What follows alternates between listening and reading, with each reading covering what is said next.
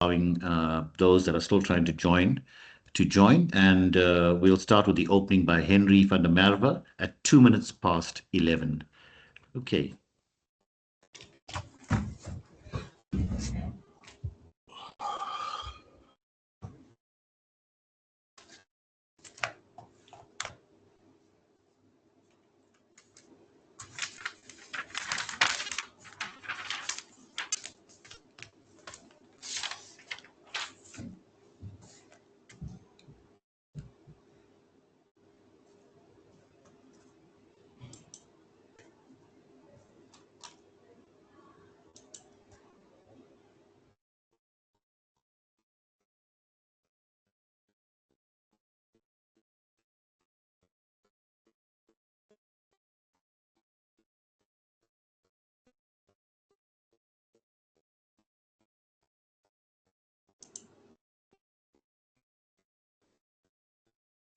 Oh, shit.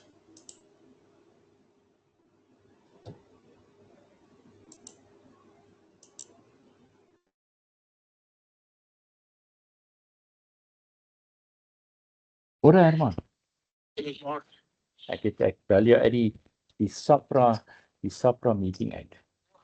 Nee, ek hulle het nog nie begin nie. Ek wag dit.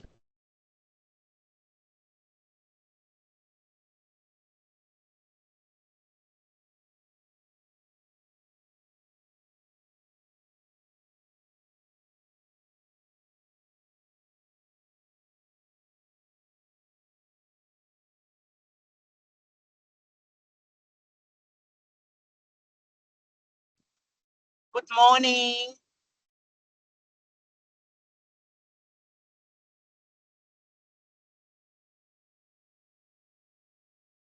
Good morning.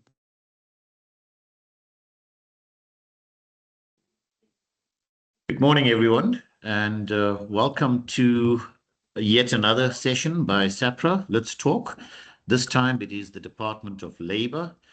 A very hot and controversial topic, I guess, for most retailers. Hence why we have such a good response for this particular one, over 300 that have RSVP'd. So we have with us today the Department of Labor and related parties that are going to talk to you about various elements of compliance. To initiate and start the session, I'm going to ask our chairperson, Henry van der Merwe, to open the session. Thereafter, we'll talk a little bit about the rules of how we operate the session, and then straight over to the Department of Labor for them to engage and share with you some of the important information they're here to share with you. It is important to note that from a questions perspective, if it is a burning question, raise your hand. Ideally, we'd like to take all questions at the end of the session. And the reason for that is it keeps the presenter flowing with their presentation. You also have the option to raise questions in the chat box. All of your questions will be answered in one way or the other. If it's not done today in the session, it will be done via frequently asked questions that will follow the session. So do know that your questions will be answered one way or the other. Without further ado, I'd like to hand over to Henry to open the session officially. Over to you, Henry. Good morning, everybody. Welcome to the session. We appreciate you attending. We had a breakfast with the Minister, Sibia, the Deputy Minister of Labour, about a month ago, and they gave us a lot of information. And, we are so regulated and there's such a lot of compliance issues, and we asked the department whether they are prepared to do a Let's Talk with us so we can get all the retailers up to speed. I think very controversial is the foreigners, the undocumented foreigners. They gave us information and pointers. It's very important that you adhere to whatever needs to be done on that, because there's obligation on an employer to make sure that his employees are documented if you've got foreigners. We've had, I think, lots of us have several engagements with the Department of Labor, specifically more the enforcement department, coming to our sites, having to look that everything is fine. Remember, it is a serious issue, this. If your people are not documented, you can have really big problems. We've had discussions. I think Lesibe Rapela is going to lead the talks from the department side. I'm not 100% sure. If he's, I know that was our go-to person, but I'm not sure if he's going to do the presentation. But we got very valuable information and email addresses and whatever you need at that session. And it's going to be the same here, so that you can make sure that your people are compliant, that you're not in, that you don't get into problems. Because the March on March came past my site, and lots of sites are closing down sites. I don't want to say more about that, but let's make sure that we are compliant, and we've really asked the department to come and assist us to make sure that we are compliant on all the issues.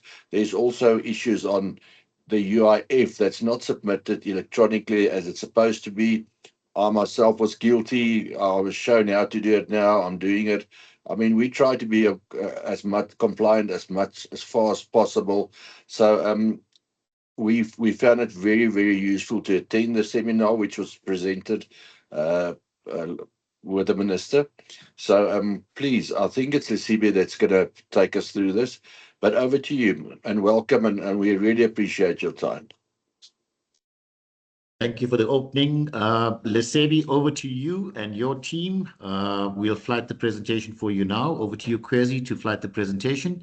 And Lesebi, over to you to start the session.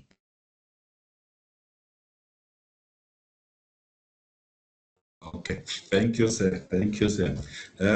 Yes, I would like to introduce myself. My name is Lesibe from the Department of Employment and Labor. I am the occupational health and safety specialist. No, there's a webinar happening and there's no volume on it. Was I no volume? Marika, Sorry, Lesebi, Lesebi, you can go again, Lesebi.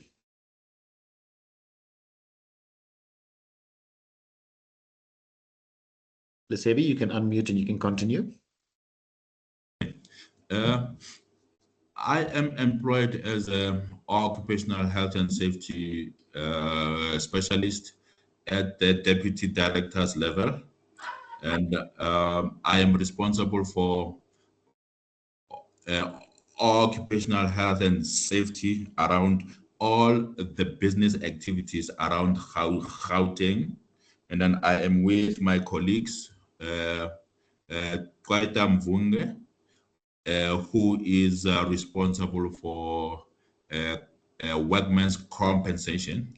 So that will deal with employees that get injured at work, and also employers that are not paying their annual return of earnings. So she'll be able to talk to that. And then we've got our assistant director also, they call him principal inspector, who's Teboho Montwedi, and then he will be speaking to the UIF issues. So we really try to keep our presentation short, so that if there is anything else, then our doors will be open for further inquiries and then for further guidance in the business of business compliance. Now, so so we are only going to deal with that, and then also the issues of illegal immigrants. We will just take comments and answers with that, and then we will also make available details of the Department of Home Affairs, whereby we will be able to assist you to go through the issue of illegal immigrants or foreigners that are employed that don't have required documentations with that. Yeah. So with all of that introduction, yeah, I think I am ready to start with the presentations. If it's all good and well with the chairperson, and then I would request that the presentation be flighted if the chairperson is ready for us to start. Okay, Lesebi, thank you. Yes, the presentation is on screen. We all good to go. So over to you and your team to start the first presentation.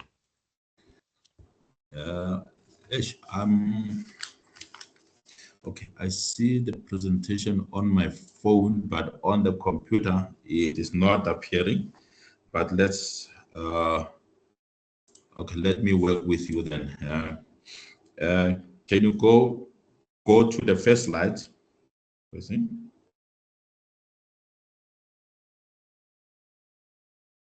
Okay. Can you go to the first slide? Yes. All right. A point I would like to the first one, go up again. You are on the second slide. Go up again. Yes. So basically, colleagues, in terms of our presentation here, we did not change the topic. We are using the same topic as we have used on our breakfast session. So this is exactly what was presented in front of the minister. It is exactly what was presented in terms of the delegate. So we just wanted to run this over with you, those who have missed the opportunity to join our breakfast session. So what we will be dealing with it is occupational health and safety issues, and quite in terms of workmen's compensation, and then we will also be dealing with unemployment insurance fund, and then we will also be dealing with the basic conditions of employment act. So can we go to the second slide?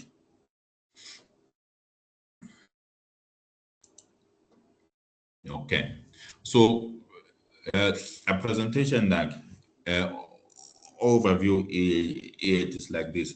We in the month of April, we sat together with the team, and then we have looked at complaints that are within the petroleum sector, and then we have decided to conduct inspections to really find out what is going on in the sector, and what issues are there, what problems are there, and how we can assist. So we started from the month of April, and we conducted our blitz inspections over a period of time. I am sure that most of the employers in the Gauteng region, they really felt that the Department of Labor is targeting them. And that was not the case. We were trying to get to find out what is really going on there, and then where we looked at the compliance status to say now what is the level of compliance within a sector, and then where we found that the employers are not compliant, then we issued enforcement notices that is highlighted there as point 3. So we issued the contraventions, improvement. Some of the places we even closed down the filling stations. So to ensure that the employers now, they really take take the compliance level seriously. And then one thing that came out also, there was an incident that happened during the period of inspections whereby the people were using gas cylinders and they've exploded at close vicinity to the filling stations, and that was a serious issue. uh, and we managed to deal with it. So some of the issues that were highlighted was that we need to also deal with uh, uh, uh, the gas equipment that are stored at the filling stations, the gas equipment, the gas cylinders that are sold at the filling station. Some of the gas cylinders or operations, they were also closed down because of the non-compliance issues. And then what also we we issued the enforcement notices, and then we also analyzed uh, the type of enforcement that was issued there. And the most frequent ones was contravention notice under occupational health and safety. So briefly, this was our exercise now. So now we now know that a level of compliance is there in the industry, and now know we have a way forward to say now this is how we can assist the industry with. We need to open our doors now in order to make sure that we move together with the employers in the industry, because of we have received positive responses due to exercises. Can we go to now slide number 3?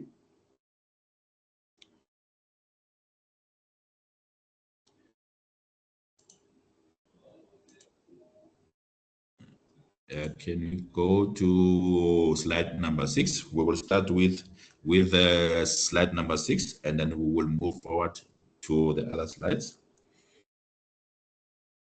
So slide number 6, it says occupational health and safety inspections. Yes. So now I am now going to present the occupational health and safety findings, and I will let my colleagues to talk to compensation ones, and then also UIF. No? Okay, here we go. The next slide. Thank you, Kwezi. So the following slide, it briefly shows the number of inspections conducted through a 3-month period, and the number of employers that were found complying to the labor legislations, which is 45%, and the number of non-complying employers there, which is about 55%. So the number is 374 now. So what we did, we went through different filling stations. We were not specifically targeting one particular service station like garages now. So we went to Shell, Engine, BP, Astron, Sasol garages, Total Energies, Caltex, and other garages. Other garages, they are like independent garages. You find that there's maybe one or two filling stations in Gauteng now. So wherever we find smaller, establishment, like in terms of the number around how we put all of that under other, so that we are able to speak to the information on a generic basis, so now under when we look under shell garages, these are employers. This is not Shell itself as a company. We're looking at employers that are operating Shell in the space. We did 137 inspections. We have found that 48 of that were complying, and 89 were not complying. So, which means now the compliance level was if we look at that, the compliance level under Shell, it was the lowest we have found. And then there we've issued a number of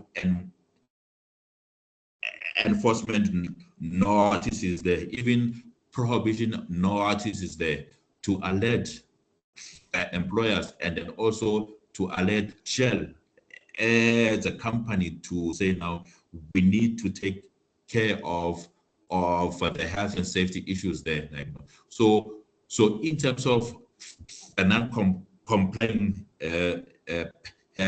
percentage there, we've got about 65 as a percentage now. So if you go through engine BP and you will see that the highest compliance rate there, it is at 54%, whereby Astron has the highest compliance rate there. So which means now, as petrol station operators, now we need now to focus on increasing the compliance level there, like taking care of a necessary issue as the employer, making sure that health and safety issues, they are put in place and they are monitored. Things like risk assessment, we will discuss them on the next slides there. So if you look at this now, we really need to work together in order to make sure that employees that are at the filling stations now, they are taken care of in terms of making sure that their safety, their risk is minimized there. Issues like taking care of operations that I've just explained, relating to LP gas cylinders there. Issues that might cause explosions within a vicinity. Issues like risk assessment. Now we will also discuss that at the next slide. So basically, can we go to the next slide? I think here we have covered the basic things I wanted to cover in terms of the compliance rate, and then to show now where are we at as the petroleum industry in terms of compliance status. Can we go back? Can we go to the next slide?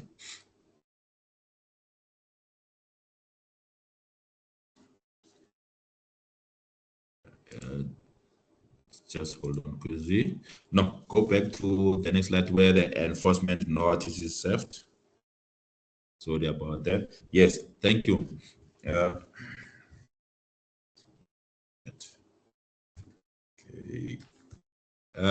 Here, This is the analysis of the enforcement notices that were issued.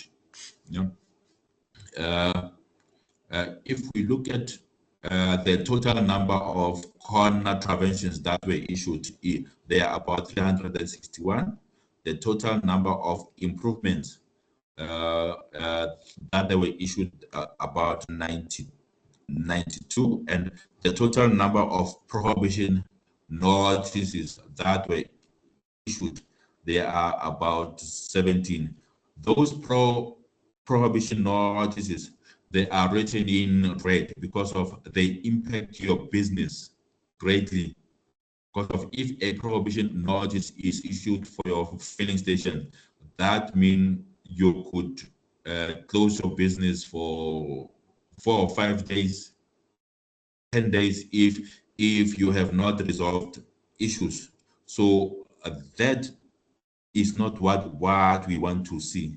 We want business to continue. We want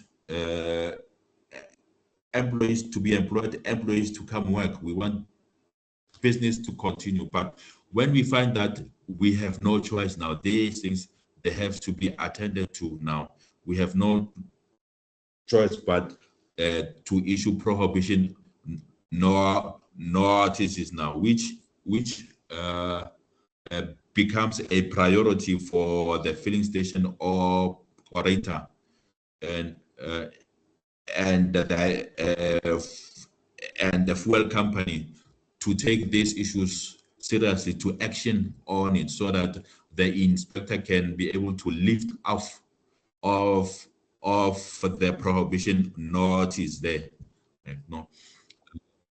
So when we look at Shell, yes, we will check the prohibition notice. We've got 6 from Shell, we've got 6 from Engine, and then BP, we've got 1. Sasol Garage, we've got 1. Total Energies, we've got 1.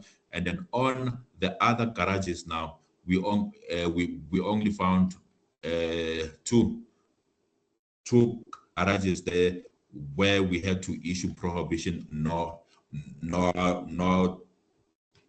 there.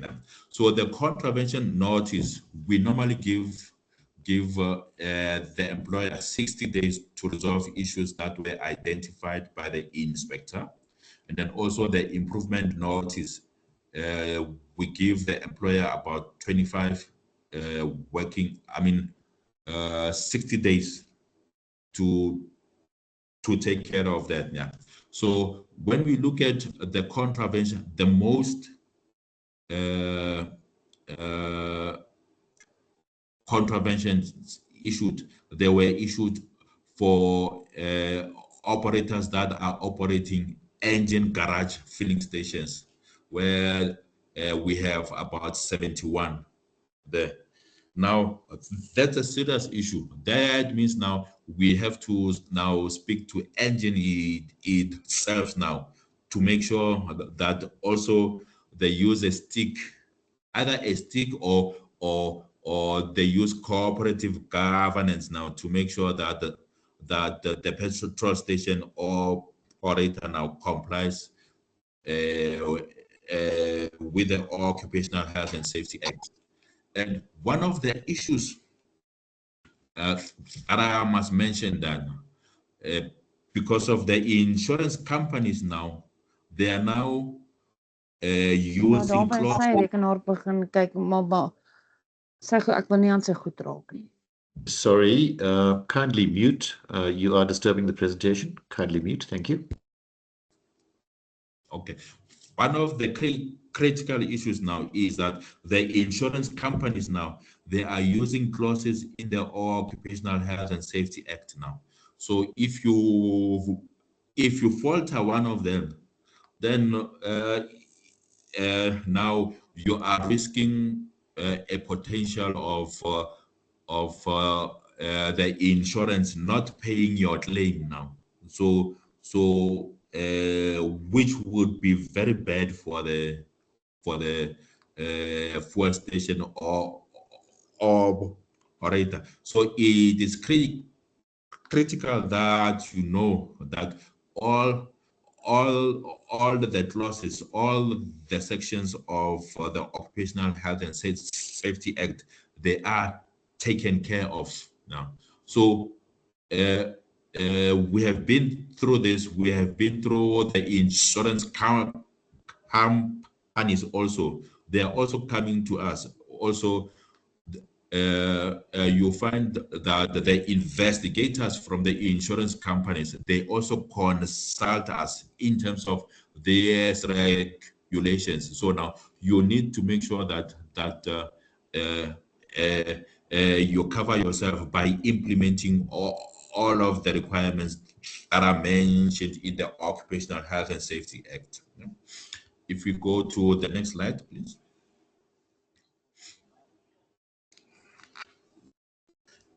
Thank you.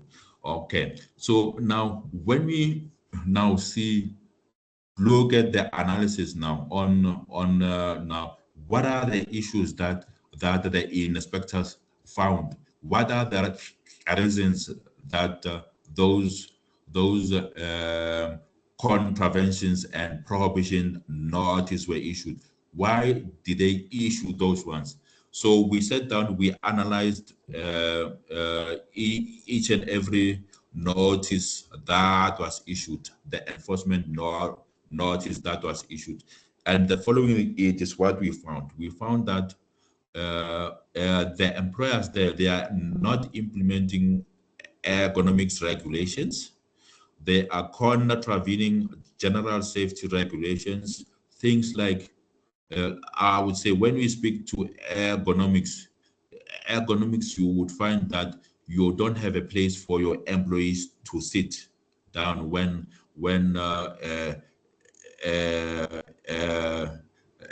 they are waiting for customers to come. You don't have a place for your employees to rest. No, your employees, they are forever on their foot. Even if you give them a chair, you give them a very horrible chair. You know that at the end of the day, a person would have a backache, and you make the employees carry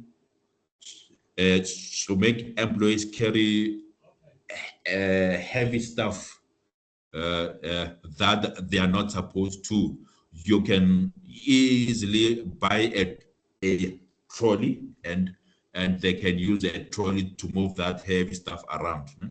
When we get to general safety regulations, you'll find that your employees, they don't have necessary PPE. They don't have safety shoes. They don't have a warm jacket when they work night shift. They don't have gloves. Many other issues. If they will handle chemical that they will have to open maybe to use, and then you will find that they will inhale some of the vapors from that chemical. That they don't have masks to protect themselves with. Some of the issues that you would find that petrol attendant, they use petrol to clean oil, to clean grease. Some of it, they use it on their heads, and then they are not aware what's happening now if now petrol now it is absorbed by the skin. Because of when it's absorbed by the skin, it goes into the blood. So if you have someone like that, and then he's been operating for you for almost 5 years now, you should know that this guy has a tendency to put petrol on his skin, and then you find that he has developed some illness throughout the years now. So those kind of issues, like it's issues that we need to take care of, and then also protect employees. You find that also the in terms of facilities regulations, things like toilets, facilities to wash, facilities to sit, facilities to go and have lunch. Like you find that those things, they are not there. They are not provided with. And then when we look at pressure equipment regulations, this is specifically relating to the the LP gas.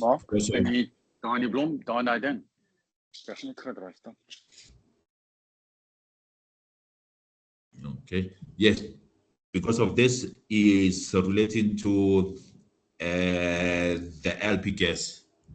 And then when we come to the administrative regulations, you find that incidents happen at the fuel stations. Those incidents, they are not recorded, they are not investigated, and then there is no corrective action there. So in terms of the administration of those issues, that is not done. And then we found employers to be non-compliant now, because of we were receiving complaints that people are getting injured at the filling stations, but nothing is recorded anywhere. Like no, and we sit with the complaints now. Then when we look at electrical installations now, critical. You don't want your stuff to be electrocuted. You don't want to have a short circuit on your pumps. Now, you don't want to have sparks, flying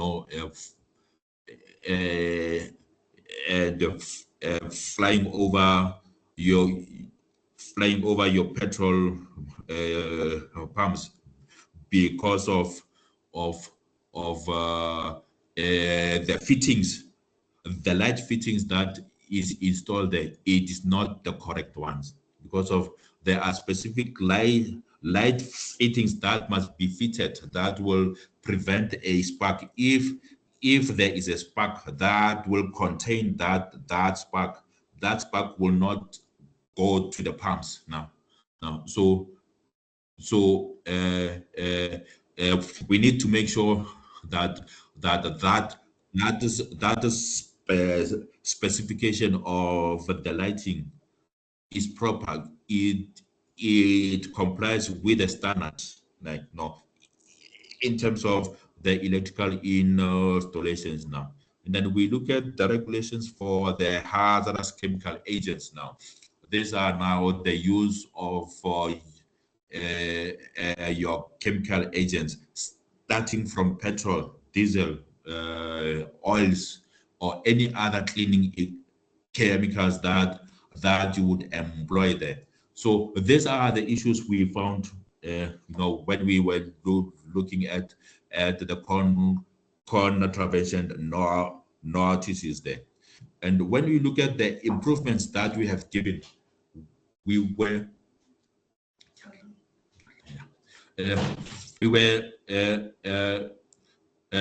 strictly looking at the risk assessment. Have you done a risk assessment? Have you identified all of the risks? Filling stations, like have you done that? Have you color coded your pumps, your inlet pumps now? If a truck comes, have you checked that the petrol truck that is going to offload, have you checked if the valves, they are labeled correctly, so that the employees, they can know that a valve is in an open position or is in the closed positions. Issues like that, because of they are critical. In I think about 5-10 years ago, we had an incident in KZN whereby the valve was not labeled, whether is it in a closed position or is it in an open position? Then an employee went and left the valve in an open position, and there was an explosion there. So small issues like that, you need to make sure that you conduct your risk assessment. When the truck comes, you know what protocols you need to implement there. Yeah. So that you everybody at the filling station is kept safe, and then everybody can be able to run their business safe now. So when we, just to finish off with the prohibition notices, when we look at the prohibition notices, the majority of prohibition notices was on with regards to the LP gas cylinders that they're keeping within the vicinity there. You find that the employer has applied for approval at the local authority to keep a certain number of filling of LP gas cylinders at the garage. But you find that now the number of gas cylinders, they exceed the number that was approved. So that is a risk issue, because of if there's an explosion there, they will ask you how many LP gas cylinders were there. Then if you are found that you have exceeded, I think even the insurance, they will have a problem. They will have a serious problem with that now. So we have frequent discussions with the LP Gas Association now. So their issue is that when you have gas cylinders in there now, where do you buy from? Who is filling your gas cylinder now?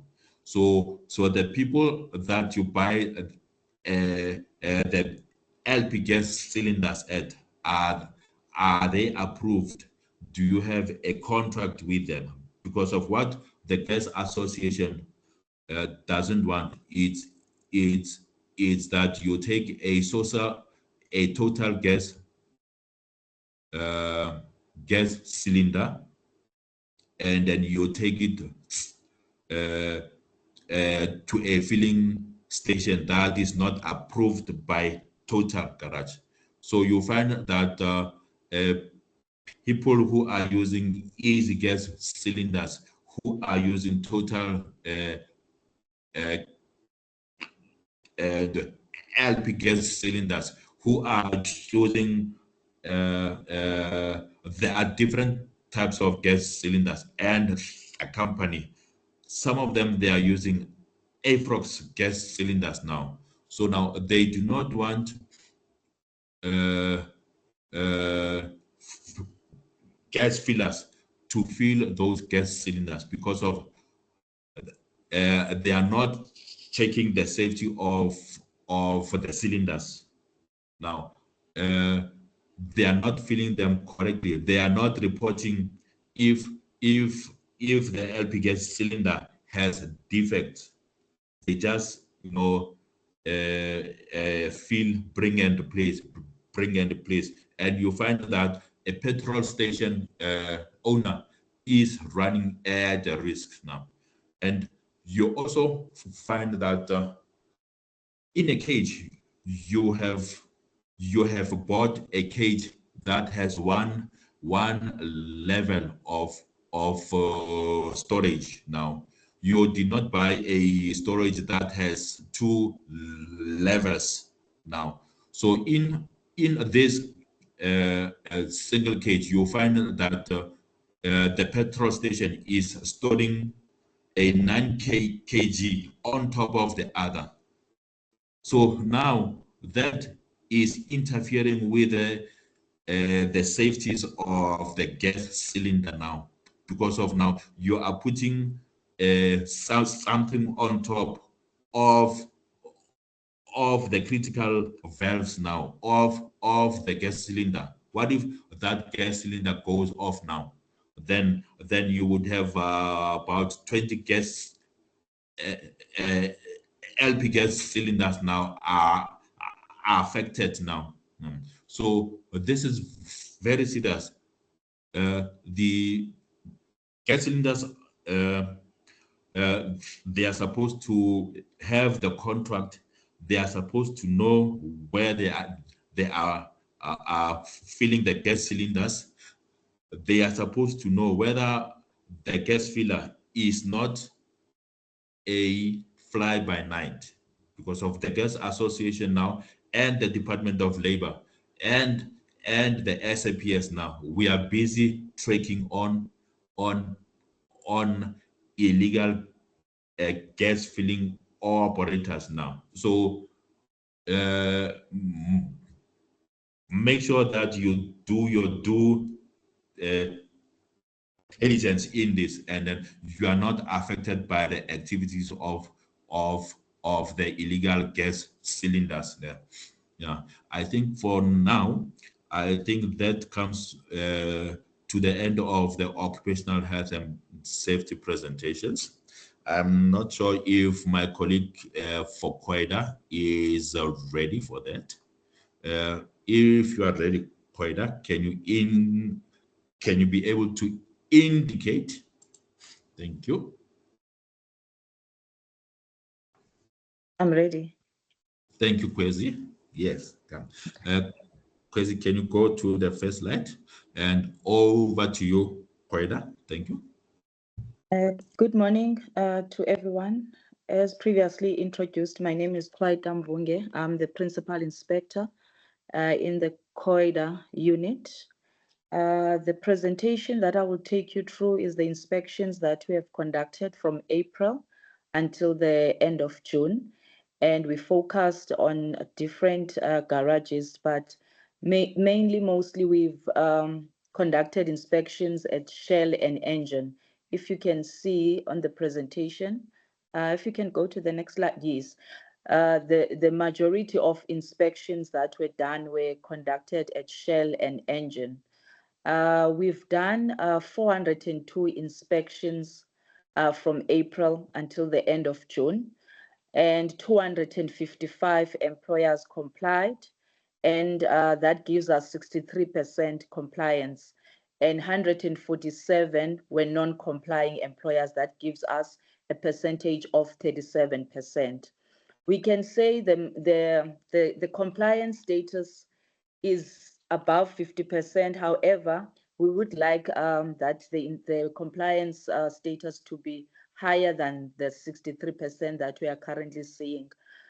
For Shell, we've done 156 inspections, 88 employers complied and 68 were non-compliant, which gives us 56% complying employers in the Shell, and 44% were non-complying.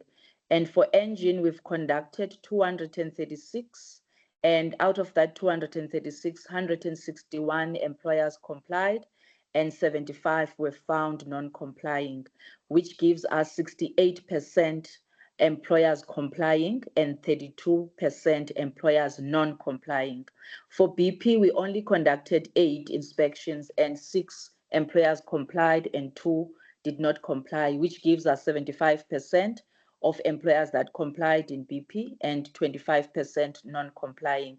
For Astron and Sasol, we only conducted 1 each. As I previously explained, that the majority that we focused on was Shell and Engine. And then we are still busy now where we are seeing that we still need to conduct more inspections on other garages. So for Astron and Sasol, we only conducted 1 each, and 100%, which means that 1 each, they were non-compliant. So as in total, 402 inspections conducted and 255 were complying employers and 147 were non-complying. Can you go to the next slide for me? In terms of the enforcement, what we found is that there were employers that were not registered with the compensation fund and also not registered with the RMA. So for those employers that we found non-compliance, we issued compliance orders. And the compliance orders, we give the employers 30 days to comply. After the 30 days, if they don't comply, then we follow the enforcement process. Then we also found that there were employers that did not comply in terms of Section 81, where they need to keep records. Records, we will request from the employer to provide us with the list of employees, the payroll, the letter of good standing. And some employers did not even provide us with that information. So that is where we've issued compliance orders, and we find that some employers, they are registered, which is they are complying with Section 80. However, with Section 81, they are not compliant, because we still need to look at the documentation where we verify on our system, because the employers in these sectors, they were registered with the compensation fund prior to March 2015, and they transferred to RMA. However, some of the employers, they did not pay their assessments that were raised, and they were outstanding assessment. So they did not pay, and they transferred to RMA. So we still need to look at the documents that they have. However, they did not provide, or they provided some of the documentation. And also we found that there were employers that did not comply with Section 82, which is where the employer needs to furnish returns of earnings. You'll find that the employer did register with the compensation fund. However, they did not submit the returns of earnings, because that is where now we need to assess in terms of how much is the employer liable to pay. So we've issued the compliance order for that. And also there were employers that did not pay the compensation fund what was due from them. So we raised Section 86, because after the assessment has been raised, the employer needs to pay what is outstanding. But however, the employers did not pay, or what they have done, they have an outstanding debt with us, and they did not pay, and they are up to date on the side of RMA, where they have transferred to RMA. And in total, there were 50 employers that were found that are not registered either with the compensation fund or with the RMA. So those were the issues that we've picked up when we're conducting inspections, that most of the employers, they are registered. However, they are not providing the information, or they will provide the letter of good standing with the RM that they got from the RMA, which they are in compliance when it comes to the RMA side. However, they still have this debt that is outstanding from the side of compensation fund, and they're liable to pay that debt before they even transferred to the RMA. That is all from my side when it comes to the compensation fund, and I'll just wait for the questions. Thank you so much.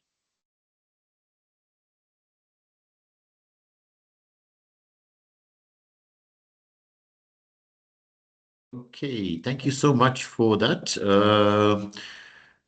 Over to you, Lesebi, for the next presenter. I think it's going to be on the Basic Conditions of Employment Act.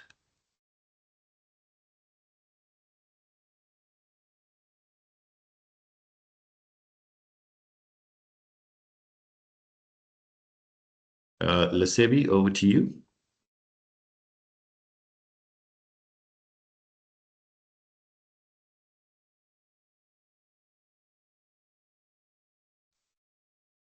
Hi. Can you hear me? Yes, we can. Okay.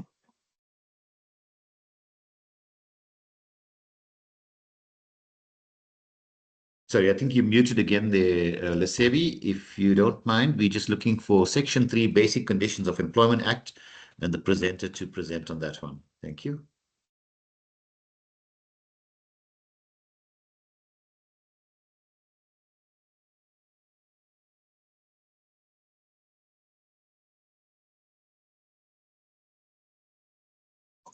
Am I audible now? Yes, we can hear you. There we go. Yeah, no, today this IT thingy is showing me flames, man. Can we let Tebo Homon Trading to continue with the UIF presentation? Then I will finish off with the basic conditions of Employment Act. Okay, fantastic. Over to you, Tebogo. Okay, good. Is it good morning? Oh, it's still good morning. Good morning, everybody. My name is Tebogo Montreди, and I'm the Principal Inspector for Unemployment Insurance Fund in Gauteng. Just a quick comment maybe on the presentation. I didn't break it down in terms of the performance and the inspections that we actually conducted, right, around with regards to the blitz inspections, as I believe that was presented by Specialist Lisibe Rapela on the first presentation that we had as labor. So I'm just going to take you through my unemployment insurance presentation. If I can go to the next slide, please. All right, maybe just to highlight again, as we've previously mentioned that we did 108 inspections, and out of those 108, we got 20 that were compliant and 88 non-compliant. Most of these contravene the section of the UI Act, which is section 56.3. Employers fail to declare employees on a monthly basis with the UI commissioner. So with this one, their companies are registered, but they are just not declaring employee information on a monthly basis as required by the law, which is section 56.3 of the Unemployment Insurance Act. And then with 81% of employers non-compliant, UIA registration and monthly declaration remain the weakest area of compliance across the filling stations. And if I may just highlight another point again, I think if you can just compare between all the different disciplines, which is BCA, as well as QUIDA and OHS, you can see we've got the lowest number of inspections conducted, but this is basically attributed by the fact that we deal with a lot of cases, especially at the labor centers that we have. That's why we've got a short number, because we tend to focus more on the complaints that we receive as the department. Thank you. And then next slide.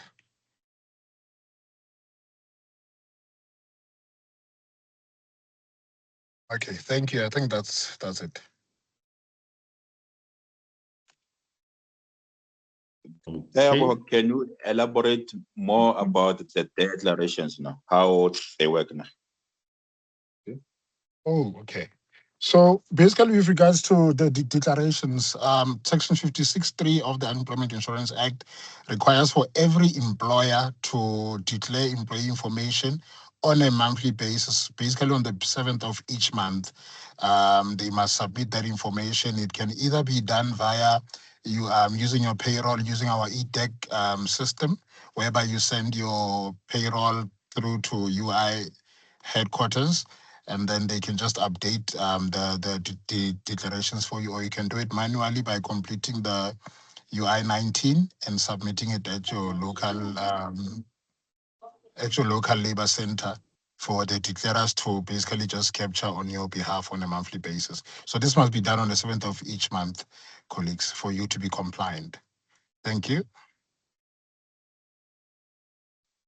Sorry, what happens when we submit, we do our declaration on a monthly basis, but when we go and check on your portal, we will see that our information is not updated.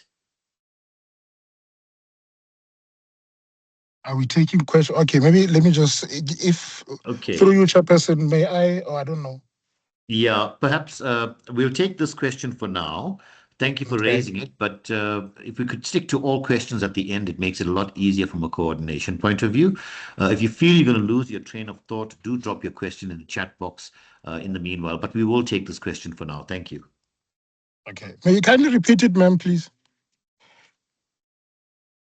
What I was saying was that we do our declarations on a monthly basis, but when we go to your U-Link to check if information has been updated, we'll find out there's still information missing. So what do we have to do if that's the case? Okay. If I may ask, how are you doing your declarations? We email it to you guys.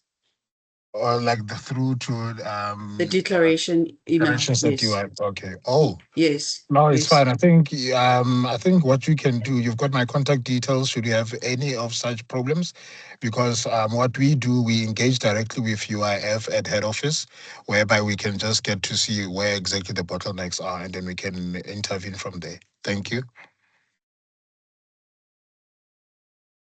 Okay, fantastic. And thank you for that feedback. I think there's going to be a lot of questions. I'm seeing certainly in the chat box, there's a whole lot of questions coming up regarding UIF. So we will give it a bit of focus, towards the end of the presentation. Just to note as well, for those that we have not answered questions for whatever reason, if we run out of time today, those questions will be answered through a frequently asked question feedback report that we will share from SAPRA. So don't feel dismayed for whatever reason. We will get back to you with answers to your questions. Let's say over to you for the next part of the presentation. In the meanwhile, thank you. All right. Okay, thank you. Can you please fly to the Basic Conditions of Employment Act, the BCA? Here we go. That's on the screen. Okay, can we move to the next slide, compliance status?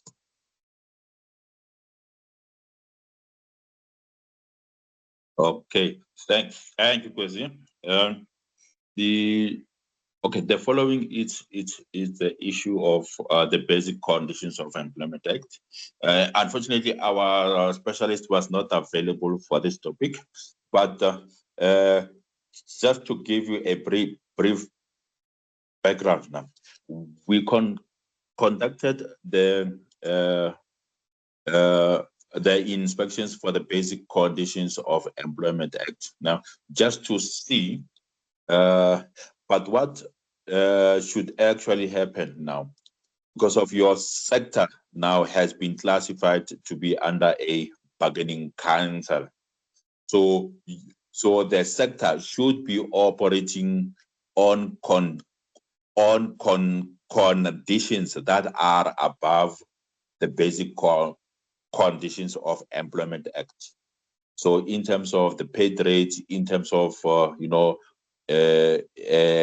other contracts now, they should be now dictated by the bargaining council. However, we went into the sector to look at now what is actually taking place now. So what we found is that we were able to conduct 457 inspections, and then out of that we have 96.7% of employers that complied. So which means that they might be complying with the bargaining council requirements. And then out of that, the 3%, we only found about 15 garages now that are not even complying to the lowest standards that have been put by the Department of Employment and Labor. And that we found in people that are operating Astron, Sasol, Total Energies, and then other garages now. So now this is a serious issue, and that we have identified them. And then what we have done with this matter, we have issued non-compliance orders. We have issued compliance orders to force the employers to comply with it. If you go to the next slide.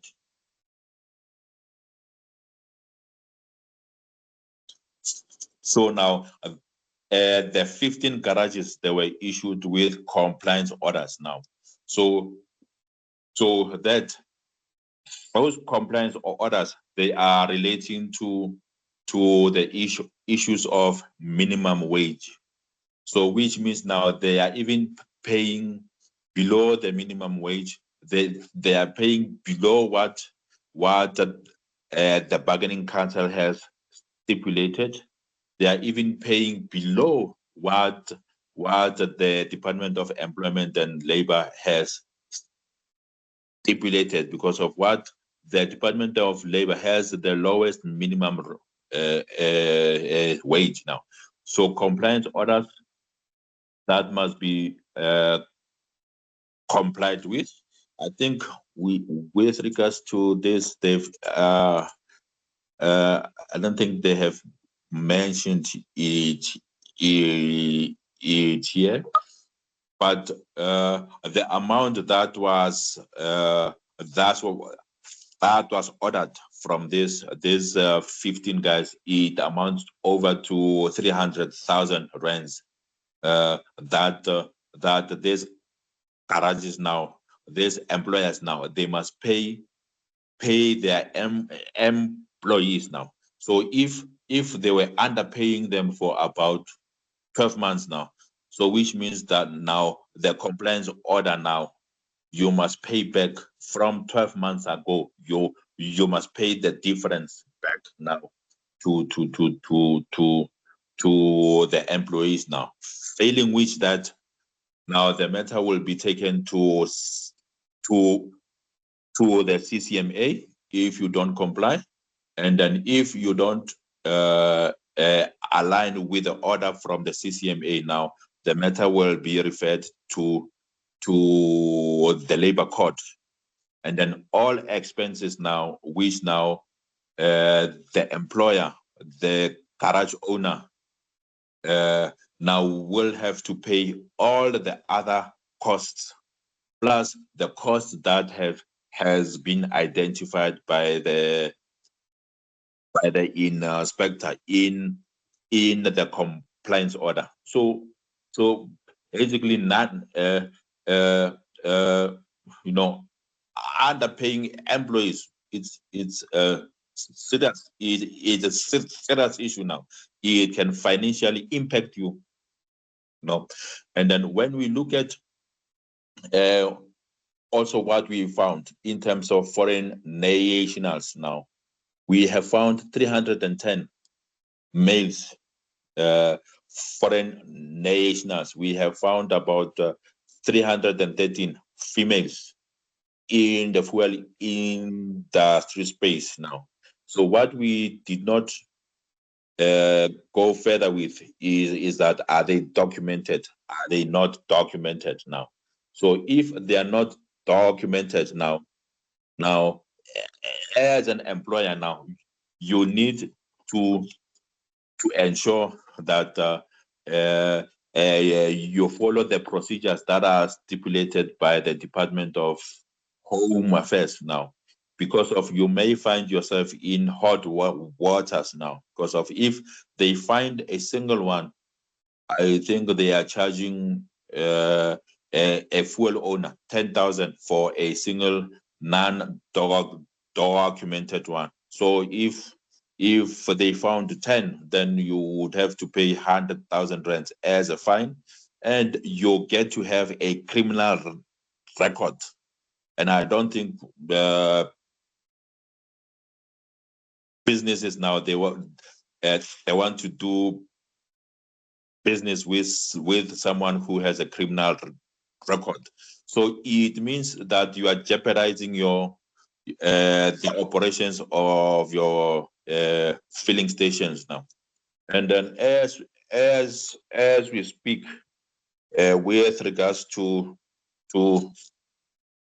the undocumented foreigners, the employees, your customers, they frequently contact the Department of Employment and Labor to alert them of the undocumented foreign nationals there. I just received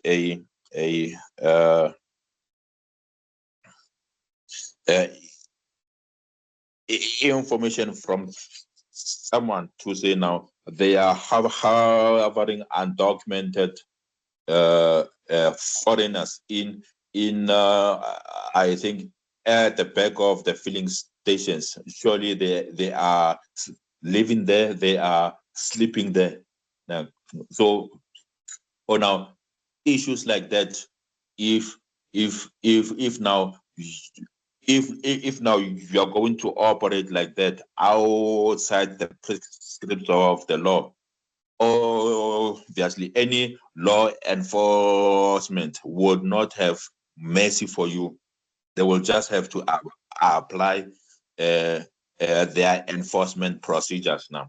So basically, this is what we have looked at to say now this is how the industry is looking like. And am I audible? Yes, you are. Okay, yeah, this is how the industry it is looking like now, and together we have to fix it.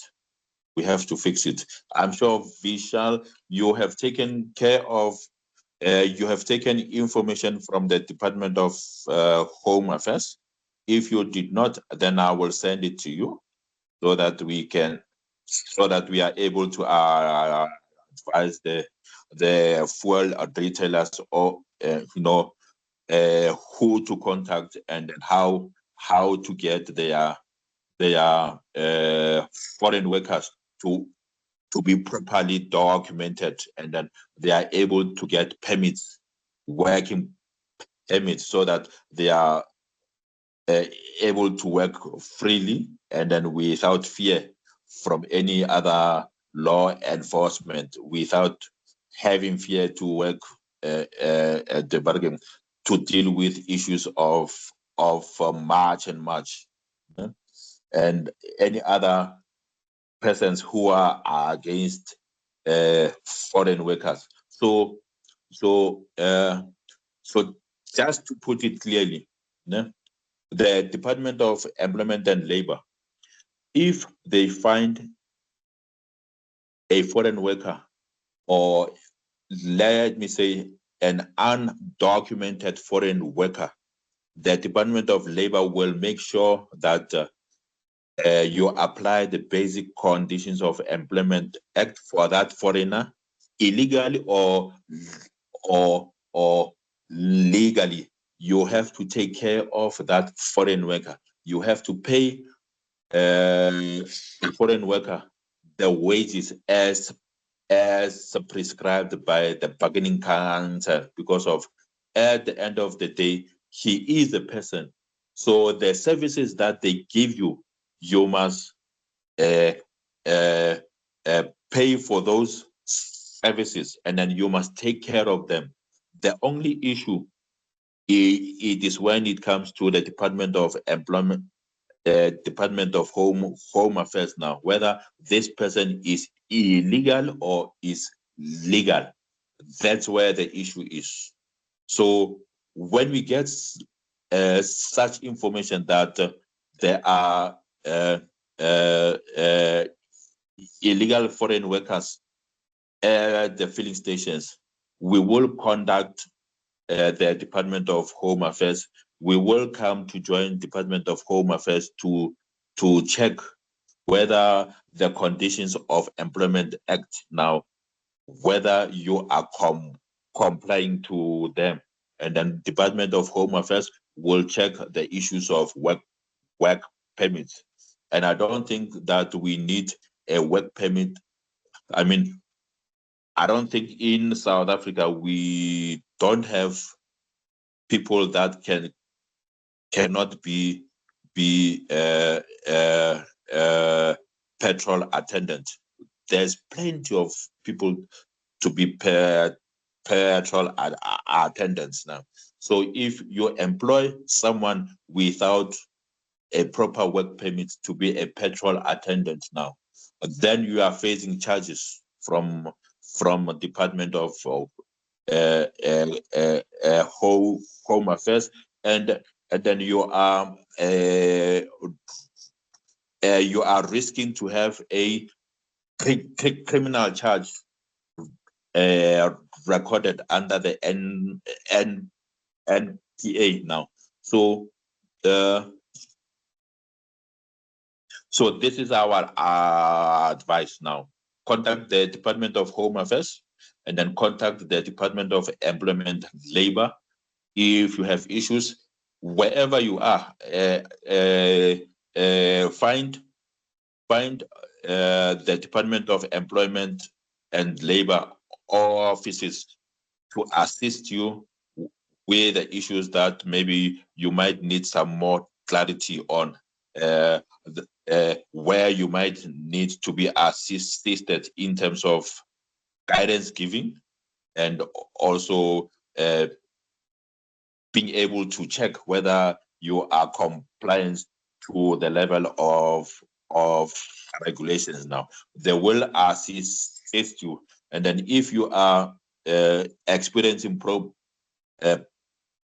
problems, maybe check with the associations, then they may relate the information to ourselves so that we can see, how best we will be able to assist you.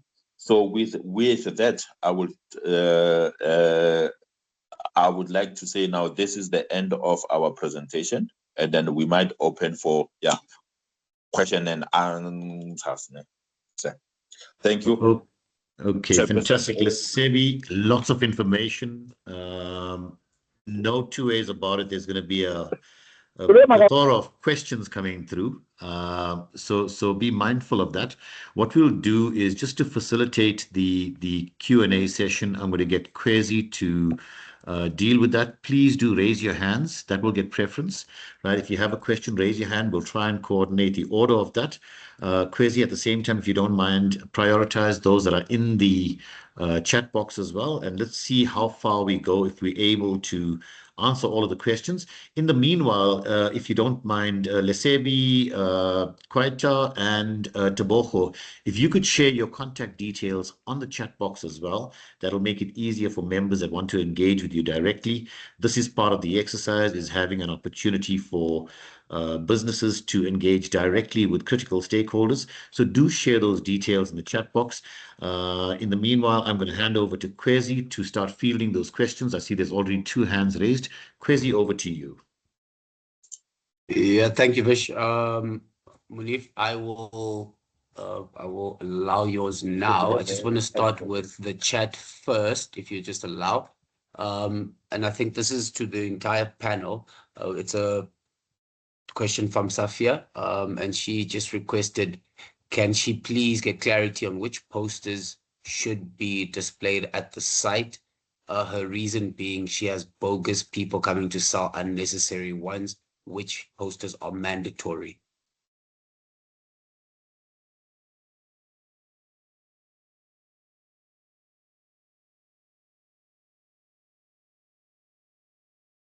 Hello, Lisibe, Kwaita, Teboho. I think, that question is just for the 3 of you. If one of you maybe could answer that. It's from Safia. She's asking for clarity on which posters should be displayed at her site, noting that she has bogus people coming to sell unnecessary posters. Which posters are mandatory? Okay. All right. Okay. The first one, we have the basic conditions of the Employment Act poster. And the second one, we have the occupational health and safety poster.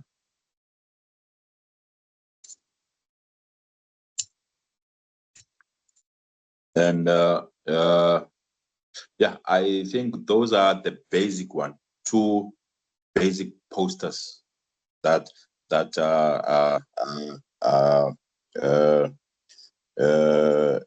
allowed. Then if you get, I think it is best when you buy posters, go to the bookstore, go to Van Skyke go to any other reputable bookstore, you will get the posters there rather than having people to come and sell you the poster. Because of some of the people, they sell you the posters with 1,000 rands, and then you find that the price is way lower than that. So the best place is to go to the bookstore, and then you will be able to get it there. If I can get in there, it's Mariki from SAPRA. RMI also have the posters available for members.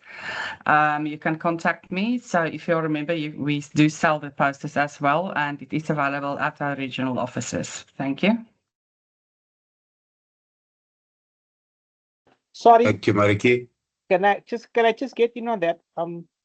So when the labor department comes or the guys come, they ask for the unemployment must be up as well. They ask for the cigarette certificate must be up, especially the fuel stations that have a supermarket on. They're asking for all of these. Is that a different point? Must we check that with the franchise of the supermarket, or does that also fall under the fuel station?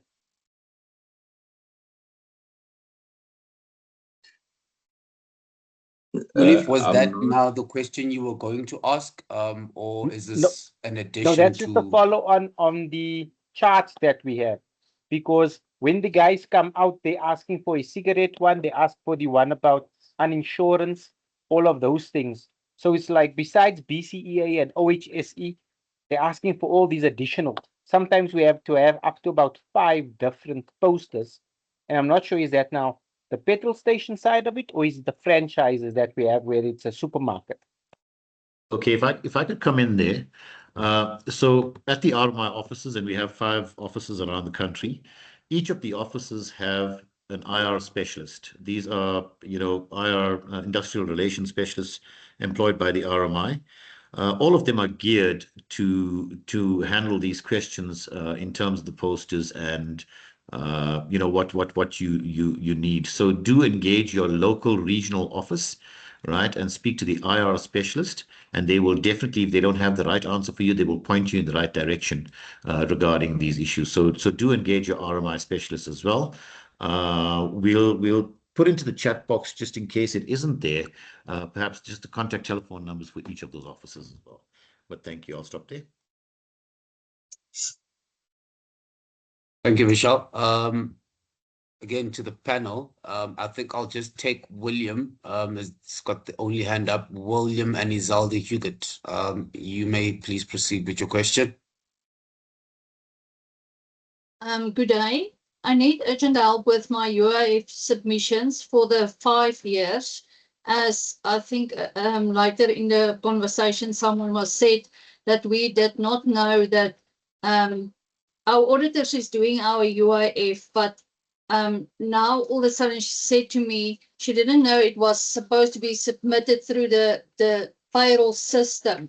So now we're doing it correct since Labour were here, but now they need 5 years of data and the system is not working. Every time we want to submit something, it's giving an error. We really struggle to get 5 years of data to put through on the system. So we need urgently help with that. And then also we had a question to say, did the guys go for the medicals? Do the guys need to go for medicals every year? How does it work? Where's the checklist about it? I need questions about that. Yes, answers about that, please.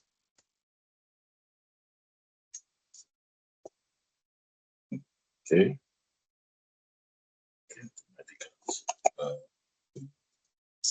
Okay. Can I respond on the medicals? Please proceed, sir. Okay. Regulations, the hazardous chemical agents deals with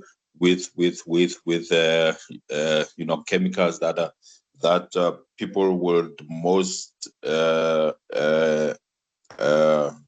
likely to inhale now.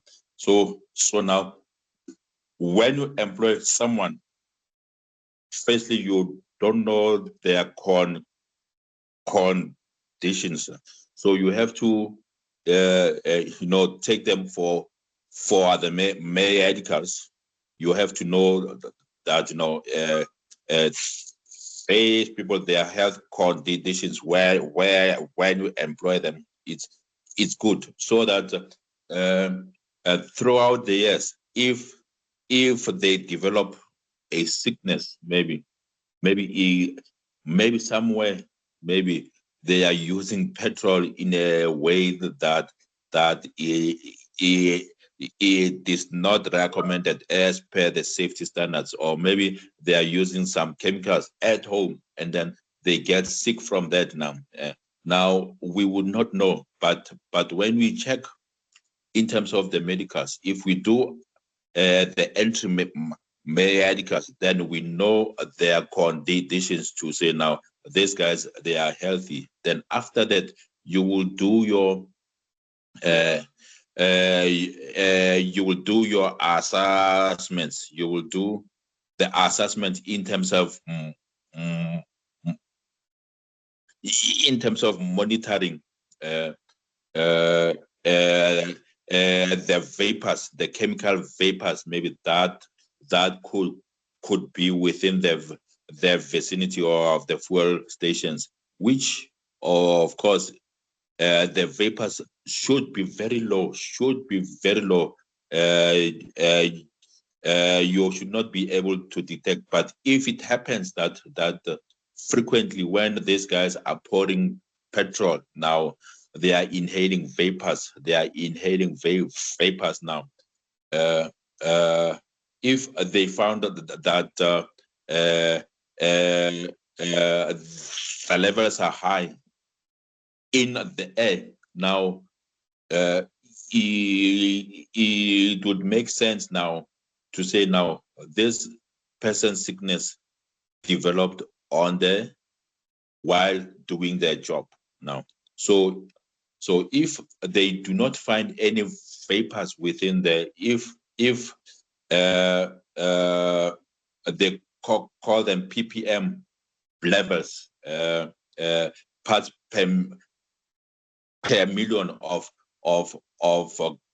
chemicals that are within the air, if they are very low, and then you get guys becoming sick, then you would have proof that no, this guy did not get his sickness from the petrol that he's working with, the vapors that come from the petrol that he's working with. So it is very critical that you do, when you employ these guys, they go and do lung function tests. They will do all those kinds of tests, so that you know that people that are there, they don't have they don't have conditions coming from somewhere else. Because of what they do is, now when they develop a condition, now then after 10 years, now they come to the Department of Employment Labor, and then they say, no, I've been working at this filling station, I've been filling this. The employer was not giving me PPE, and then the employer was not taking me to hospital. I've told the employer that I'm sick, but the employer just gave me a day off, did not actually take me for the medicals. And then when we find out, the first thing we find the employer at fault. And then all of which, if the employer could have followed this process, now he would have saved the situation now.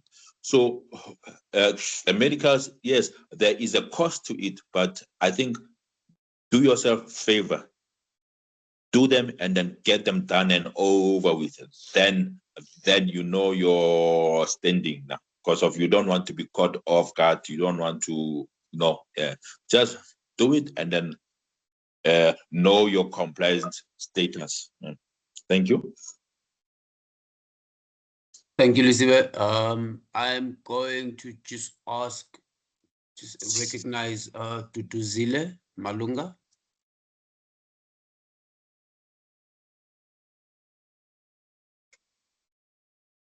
Duduzile, your hand was raised.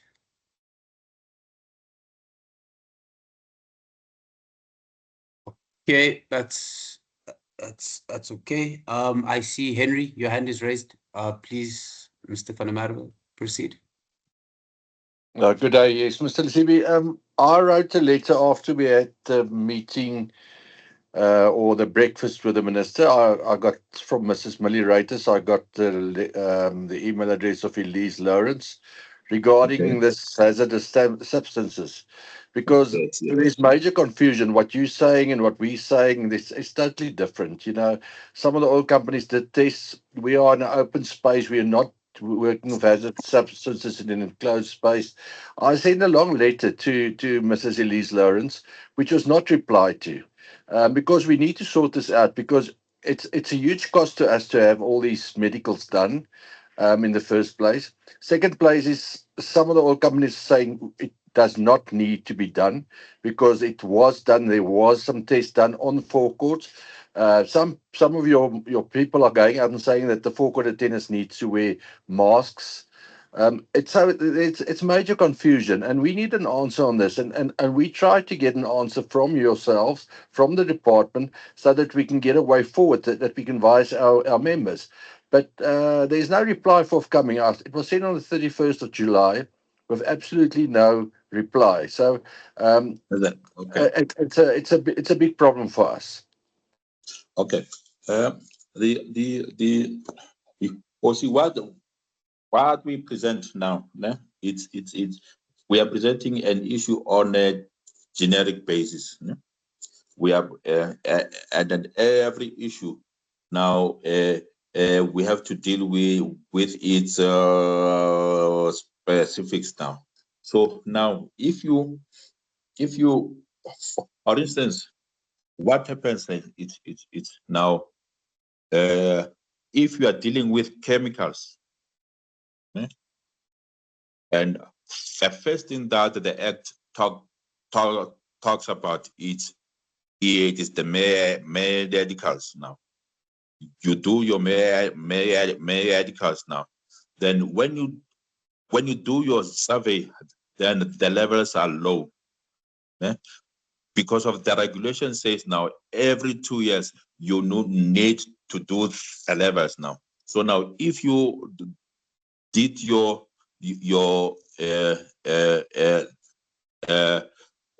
survey and your levels are low, then we can come to a conclusion to say now there is no need to do the surveys every 2 years. So what you will have is the medicals and the surveys that proves that the levels are low. Then you don't need to do the surveys going forward. No? But the medicals, they are important for entry because of when you also on a general stage, when you release your employees, maybe when you terminate your employee now, an exit medical aid is required now. See, so if you can handle those two at the employment phase now, let's say you have employed someone today, but you have done your levels maybe previously now, then you don't have to do another survey to check your levels because of your levels now. But for this person who is coming in now, maybe this person has been affected from where he comes from, and then he comes to your establishment now. Now you will start to experience things like, this guy is not coming to work every day, citing, he's been working with petrol, and then he continues to work with petrol as a petrol attendant now. So if that situation takes place now, it simply means that the current employer, you are the first employer of contact now. So now what you need to prove it is that you employed this guy, you have done his medicals, you are aware of his lung function conditions, you are aware of his status of health, and then you'll be able to prove that you have done you have checked your levels, and your levels, they are below the occupational exposure limit. That is what you have to prove here. I'm not sure if I've answered your question, but you are welcome maybe to continue to deliberate with it so that we can clear it up between myself and Elise Lawrence and Elise Lawrence team. So we will surely be able to resolve this and then give you,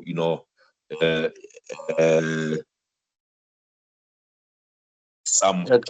That's fine, Mr. Rapela. We will set up a meeting because we need clarity on this because we remunerated in terms of RAS. This is not part of the RAS remuneration. Our people are not not medical, so it's important for our members. So we will set up a meeting. We'll set up a proper meeting because we need to get an answer because there's different answers going around. There's different inspectors going around, and we need a proper answer on this. But I will make an appointment with yourselves and Mrs. Lawrence.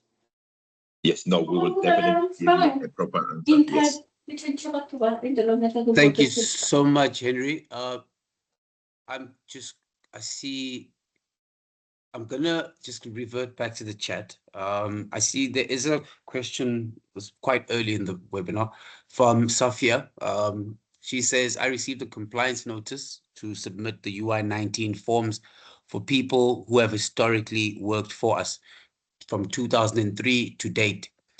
She notes she submitted the declarations via VIP automatically. She asks, is this audit necessary if people have resigned and don't get issued with UI-19 forms? Please, can she get clarity on how to resolve the compliance audit? That's for the UIF team. Yeah. Well, thank you. Right. If I may, I think what's important to note is even if someone has left employment to a particular employer, what you need to note as an employer is that, unfortunately, with regards to your UI reference number, which is linked to all the people that work for you, we would require that information so that we bring everything up to date. Whether the person is still there or not there, your account still remains in I could say, in red, if I may put it like that, because of simply you having had for this particular who has now just left. Because revenue again we're not complying, and the system could not pick you up at the time. So unfortunately now when we have to do the inspection, we go as far back as to check for that. Thanks. I don't know if that answers you, but we may engage further. Sorry, can we ask that gentleman to just repeat? The sound was very bad. Thank you, Munif. But Tebogo, if you can just repeat that answer, if you can just have your receiver a bit closer to your face. We just couldn't hear you there. You kept drifting away. Okay. Is it okay now? That's much better. Thank you.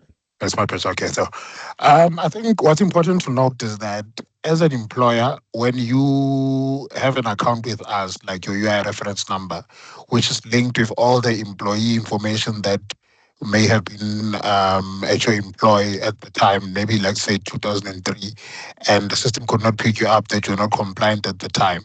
When we conduct an inspection now, we run a recon, basically just to check from the date when this company started, in terms of your declarations, if everything is in order or not, irrespective of whether people have left employment or not. But because of just your UI reference number, we check based on that. So if people are there or no longer there, that's irrespective of the fact that you're still liable for some monies that were supposed to have been paid. Because remember, some of these guys, some of them, they've already claimed monies from us when they lost employment. And because of that, those are contributions that we could not receive back in 2003. So that's why we go as far back as that time. I don't know if that answers you. Thank you. Thank you very much, Kuto. Sorry, I'm going to acknowledge Tutuzile next. Please, Tutuzile, if you may proceed. Hi, I hope you can hear me now. Sorry, I wasn't audible the first time around. We can hear you, thank you. Perfect. Firstly, just to touch on what Tebogo has just said, a quick question based on that, before I ask my actual question. To ask for information from 2003, just as the example that was made, does that not then contradict with the fact that by law we are only required to keep information for about 5 to 7 years? I mean, going as far back as 2003 is, yeah, I think it would be a bit hard to bring up that information. So maybe you can just advise on that when you get a chance to answer. But what I wanted to ask is, I'm a third party representing several employers. And what I find is that some of our clients are non-compliant because when we submit returns of earnings on the portal, they sometimes get flagged for an audit, but these audits will go on for years and only get resolved years later. So an employer is then, found without a letter of good standing when it comes to in-person inspections. I just wanted to find out how we are supposed to manage matters like that. Also considering the fact that all our communication is directed through the call center, and we have a very difficult time with getting feedback, from the call center. I find that it's been these seminars that have been going around from province to province have been a lot more helpful as opposed to us directing everything on email. So I just want to know if, there's another online portal that the Department of Labor is considering working on, which will make things easier for employers to get, statements of accounts, to just get up to date with compliance, as opposed to only just being able to submit the return of earnings and just waiting for everything else. I know that on the current portal, we can download the letter of good standing, but I mean, you don't get any assistance or any feedback when you submit documents online for matters like nature of changing the nature of business, these audit flags that have to go on. I mean, these audit flags that have been a thing lately. So I don't know if I've posed my question correctly, but I'm hoping that the compensation fund can give us feedback on this, and what is going to happen, because we're finding it very difficult to give employers the responses that they need, especially with the fact that there are inspections that happen simultaneously when we're trying to keep up with compliance. And we've just got issues with getting responses from the Department of Labor, even for basic matters like a manual employer registration, which for whatever reason cannot be done online and you have to do it manually. It takes over 21 working days, and some of these clients or companies are sitting without, registration numbers and so forth. So please, can I just get, a bit of clarity on that? Or if it's something that you guys don't have a response to for now, can it at least be escalated, because this is, I believe this is a concern for everybody that's on here. Thank you. Can I come through, Chairperson? Yes, Kwaita, please, Okay, please do proceed. Thank you. Okay, thank you, Dudu, for that. You're not the only person that's struggling with the compensation fund when it comes to sending information and then there's no feedback because we work through the call center. So we have the compensation fund, which is head office, and they have auditors that you'll find that they will do audits, which you mentioned that they take longer. Then you have inspectors, which is where I'm currently located at, where we do inspections. However, there's a difference because the information that we request is not the same with the head office. And the compensation fund at head office, they have some functions where they have centralized. So especially when it comes to changing the nature of business, as an inspector, I do not have that function where I have to change the nature of business. So it has to be referred to the compensation fund at head office. But what I can do, I did post my contact details.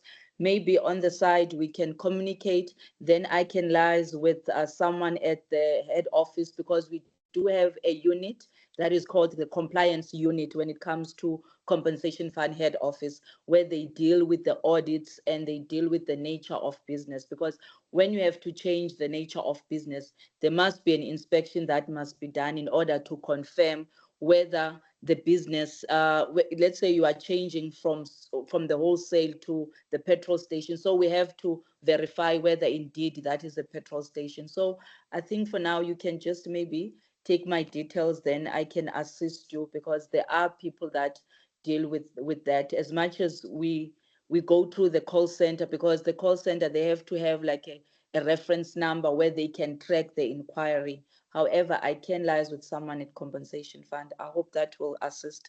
Thank you. Okay. Chairperson, if I may, for UIF. Please continue, Teboho. All right. I hear you, Tuduzile. I think, but what you maybe need to understand, and my response is going to align a bit to what Kwaita just mentioned with regards to compensation fund. From maybe let me just give you a quick background. We were appointed as inspectors in order for us to just get information from all the other years that the department didn't have, or the UIF rather didn't have. So the 4 years that you're referring to basically assists when it comes to claims. So that's strictly for claims, but not for us when you're conducting information, because as I've mentioned previously, to say that some of the guys have been paid over by the fund, but now the employers were not contributing towards the fund. So the reason why we were actually appointed as inspectors was to bridge that gap. I don't know if that answers you. Thank you.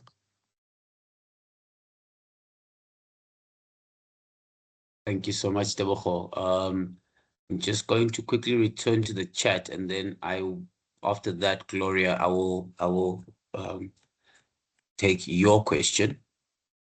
So we have a question from KM, and the question I think is directed to Lisibe here. Under what circumstances are prohibition notices issued?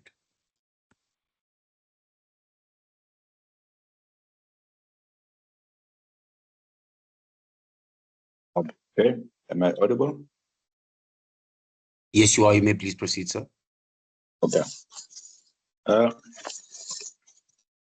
There's the prohibition that they are issued under the conditions where you find maybe humans' life will be affected. Yeah? When there is a risk of imminent danger to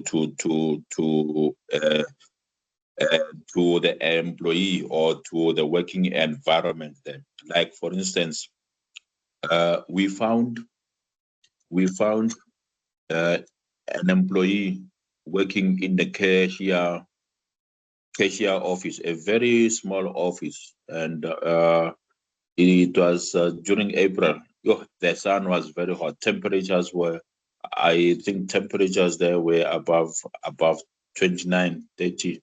Yeah, 29, 30.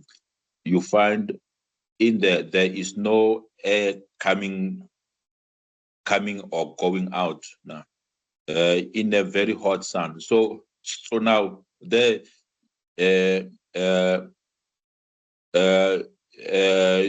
you are basically running the risk of the employee fainting in that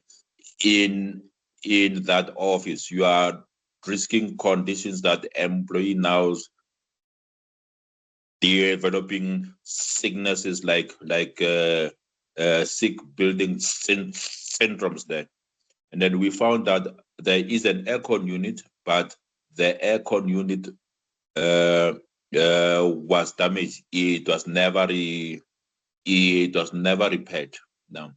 So the office cannot be accessed by anyone because of the lady is dealing with cash there. And no, we issue prohibitions notices in places whereby in terms of the risk profile, you could see to say if an incident there can happen now, that it can have disastrous effects. We issue prohibition notices now if we find now that employees are working under the conditions whereby they don't have PPE, and if you check the work profiles, they are supposed to have PPE. So, which is something that you can resolve very easily, So wherever there is exposure of danger, and then we will deal with that. There are instances whereby we issue contravention notices. Those are the issues that will need your planning, that will need your to do a little bit of work, and then we don't see an immediate danger in that. Thank you. Thank you, Lisibe. Gloria.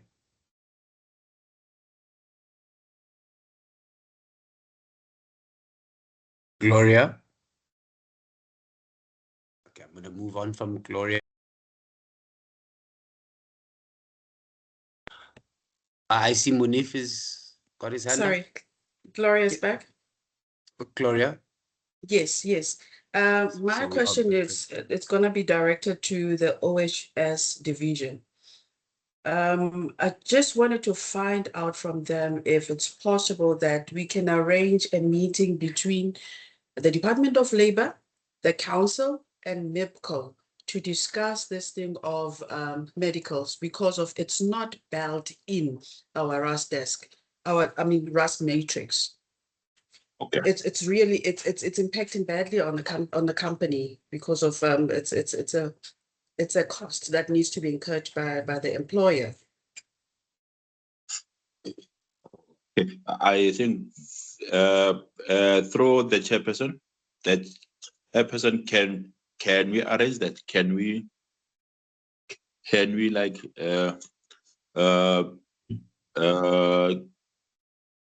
get the right people on board so that we can arrange that? I have provided my email address in the chat box, and then and then Gloria, I am looking forward for that.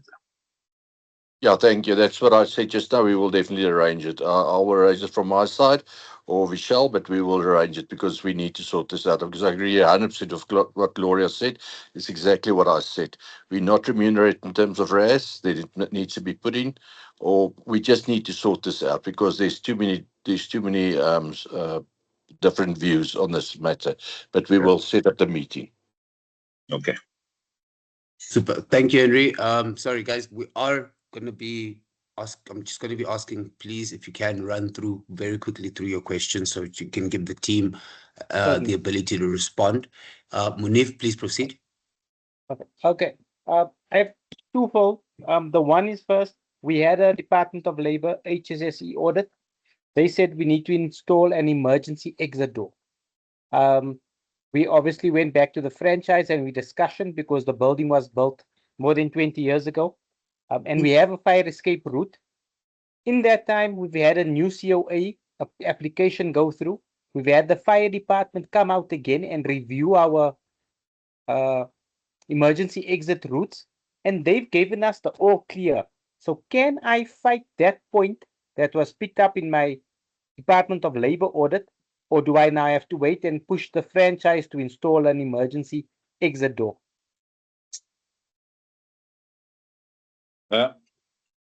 What you need to do is it's like the fire department.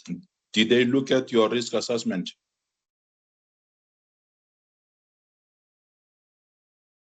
My risk assessment. Yes, I think the best thing. Are you in the vicinity of Gauteng? Yes. Okay, I suggest we also have a meeting because of there's a number of issues I think we need to look at. You know?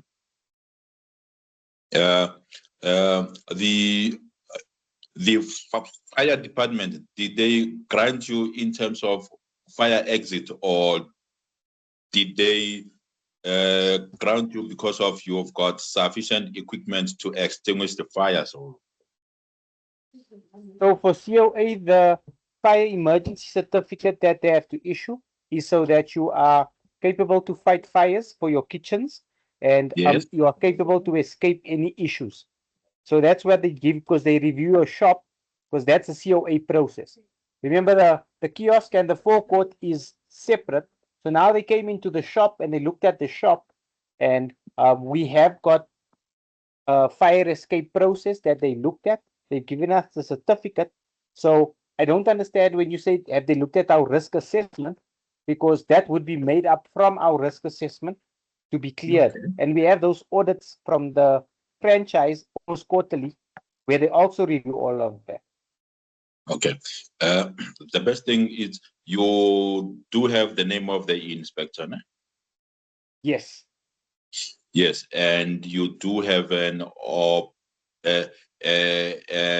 you do have a right to lodge an appeal against this. Oh, yes. Maybe Yeah. that's what I'm asking. How do I lodge that appeal? Basically, you state your case like you are stating it now, né? And then you are lodging a case against the decision of the inspector. Yeah? Then what you do, just write a letter to the chief inspector, mail raters, and then indicate what notices were issued, indicate what you experienced in terms of the exercise of the fire department, and then indicate to say now you think your fire escape routes now they deem to comply because of the following reasons. Maybe the inspector might have overlooked that part. So what will the chief inspector do? The chief inspector will appoint one of his deputy directors to come to interview you, to check the filling stations, and then to confirm with the regulations, to go and interview the inspector, and then they will make a decision. And then at that deputy director will go back to the chief inspector where the report might go either way, to say now, please do continue to implement what the inspector said, or they can withdraw that notice. You know? So this is a process that I think we need to take. Yeah. Thank you so much. But can I maybe make an appointment so we can discuss before I do all of that? Because just now the inspector gets in trouble or there's stuff. So you know how it goes with, and then I get more trouble. No, it's a process. No, it's a learning process because of in all circumstances we have to continually test the regulations, test the act. So the inspector won't be in trouble. If the inspector is wrong, then it will be a learning exercise to all the inspectors within the country to say if they come into this type of situation, to say no, we have deliberated this, we have talked to the industry, and then this is a manner in which we have to approach it. Because of just the other day when we talk about the escape doors, I think the EMS they have closed down a butcher because of the EMS door was not closing, going outward. It was closing inwards. So now that will hinder like the employees when they are trying to escape now, things like that. So we need to look at that to say what way were the recommendations for from the fire department. Did they look at the same issue that the inspector has looked at now? So it's those issues we just need to get clarity on. Then we will make a decision based on your appeal. Thank you, Mr. Mavunga. Okay, thank you, sir. Thank you very much. I don't know if we have a bit more time for questions. I see we've reached 1 o'clock, which is the set time. But if Lisiwe, if you and the team are still available, I see Tebogo has hopped off at 1 o'clock. So yeah. Kwesi, if I may intervene, I think bearing in mind that there are still a lot of questions in the chat box that we plan to respond to those through the frequently asked questions and a report back to all those in attendance. We're not going to be able to do justice. It's already 2 hours into the session. We have reached expiry time as well, and a number of members have hopped off as well as a result of that. So my suggestion would be, we know that there's a lot of questions. There's definitely a lot of questions based on different presentations. And perhaps the one takeout from this session is that maybe we should have kept it focused on one presentation at a time, allowing a fair opportunity going forward. But that said, allow us to maybe respond through frequently asked questions and a feedback session, a feedback report that we would provide to all in attendance. And we'll attend to all those questions, in a manner after having engaged each of those service providers so that you have a clear or you have clarity in terms of the way forward. Where there were meetings requested, I think those meetings will continue and we will provide feedback from those meetings. But my suggestion would be, in the interest of time, it is already 1300 hours, that we address the rest of the questions through a separate process, which is the frequently asked questions. Kwesi? Thank you so much, Fish. Yeah, so we'll definitely get that ready. We'll obviously formulate and get the details of the team from the Department of Labor ready in a few days. But the recording should be up quite quickly. And then we'll definitely be sharing that with affected members.